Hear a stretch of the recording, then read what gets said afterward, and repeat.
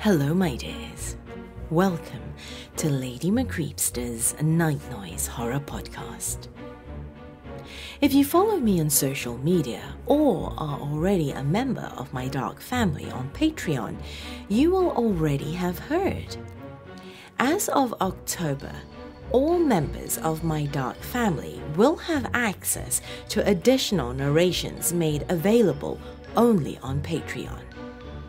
This means for just as little as $1 a month, you will have an additional 4 stories each month that will never be released on the podcast or on the YouTube channel. Patrons may also be eligible for discounts on my Dungeon Essentials. So, if you aren't already a member, go to patreon.com/Lady McCreepsta and become a member of my dark family now. The rest of us are waiting for you. Now, on with today's tale. This story is by author Life is Strange, Me Too, and it's about a little town nowhere in Texas. So come now, my dears, lean in closer and we'll begin.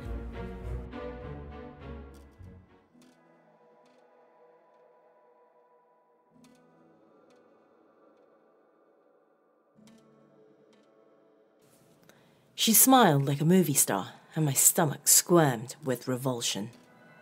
After a moment, though, the feeling was gone. It left me dazed, and she had to repeat herself. "Do you need anything else, honey?" she asked. The words dripped off her lips like syrup. Did I need something else? Why was I even here in the first place? My thoughts were hard to access through the heavy curtain of fog that had begun to enshroud them the moment I'd driven through the city limits of the small, nothing town. I had wound up here after taking a wrong turn on a long stretch of road in the Texas backcountry that seemed to be completely barren of anything useful. Most importantly, gas stations. Oh, that's why I was here. I needed gas. "Gas," I said blankly. "I need gas." She smiled that smile again. It reminded me of the way the wax celebrity statues at Madame Tussauds smiled. "You've already got gas, honey," she said. "Right," I said, and for a fleeting moment, a thought cut through the fog in my mind like a high-beam headlight. Get out of here, right now. But she flashed that Southern Belle smile and the thought suddenly vanished. "Say, you don't look so good, honey," she said. "Don't I?" "No, sir, not at all. You look about ready to faint." I did feel a little unsteady. "Not to worry, though," she said. "I know just what you need. A good stout meal of some Southern home cooking should set your head on straight." My leg twitched, and for an absurd moment, I envisioned myself breaking into a sprint, slamming through the glass doors, and running until my legs couldn't carry me anymore. The woman's periwinkle eyes seemed to grow just a bit around the edges, and I realized that would be rude. "You can't turn down a free dinner, Darren. That's just not polite." The voice in my head was my own, but it seemed to have a slight southern twang. What a charming accent. "Of course," I said. "That would be wonderful." "Now there's a sharp fella." She winked at me. "It's about time to close up the shop anyway. What do you say we knock off early and head to my place? My mother would just love to meet you." "Yes, of course," I said. "I'd love to meet her too." She came around the counter and took me by the arm. As she led me outside, my head gave a twang of pain.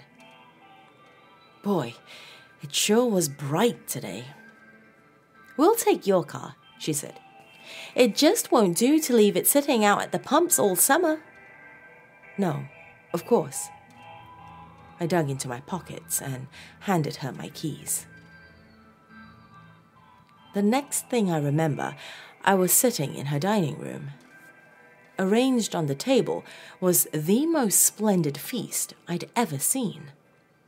Thick cuts of honeyed ham, wide rashers of bacon still sizzling with grease, creamy mashed potatoes that wafted the most delicious smell of garlic and butter, and so much more. The fragrance was overpowering, savory and sweet and saliva-inducing. There was a strange smell underneath it all, though. Rotting meats, or...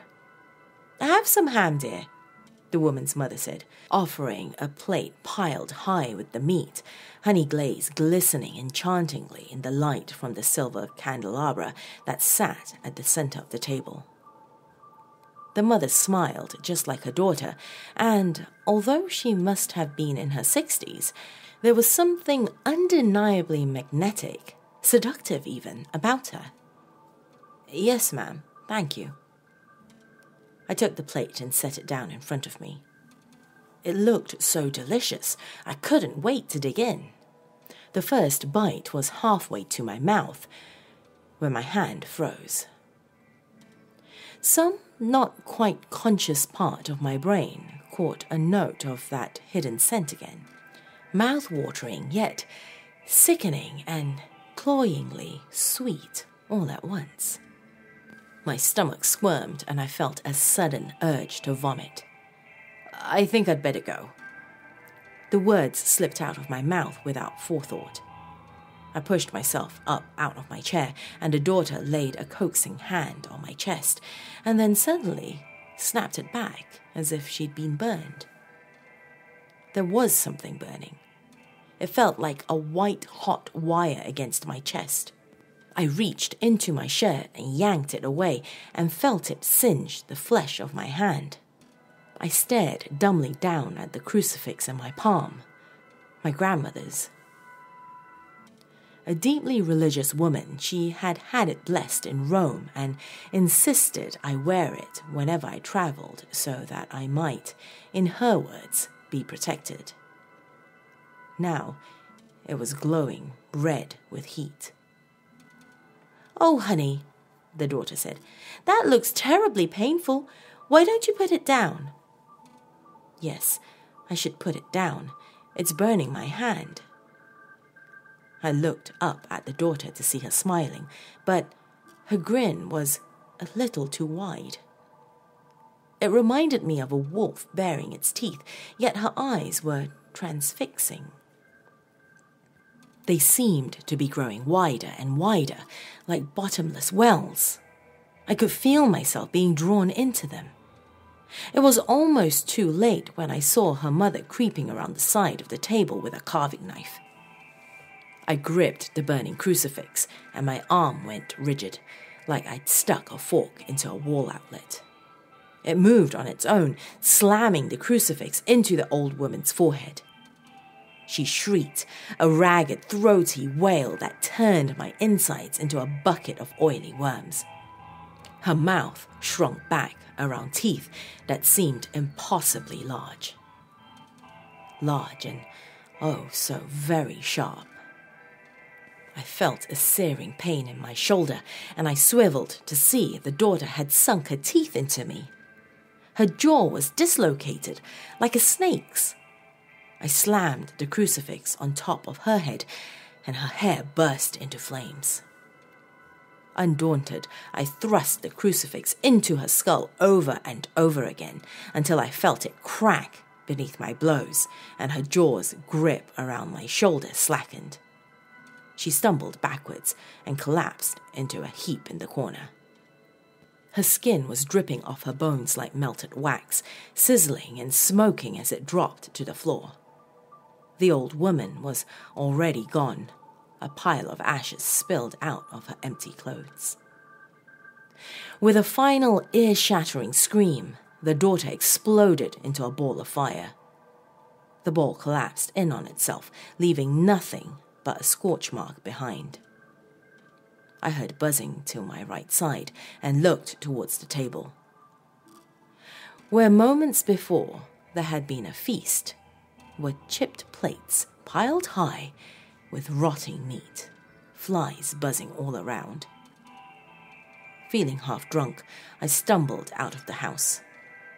What I saw outside stole away whatever scraps remained of my courage. Trembling, I bolted to my own car and jammed the key into the ignition. My tires screamed as I hit the throttle and drove.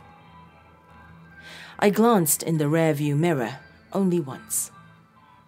The house loomed in the darkness like an evil idol, and all around it were the decaying, rusted remains of hundreds of cars.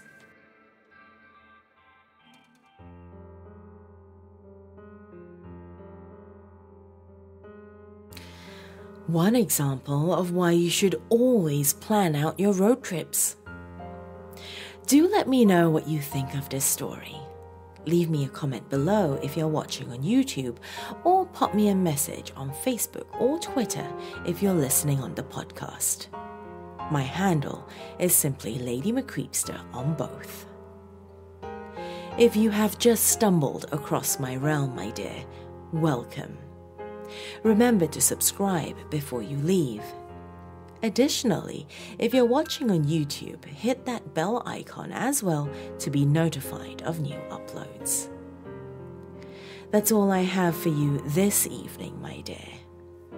Do come back though, and visit me soon.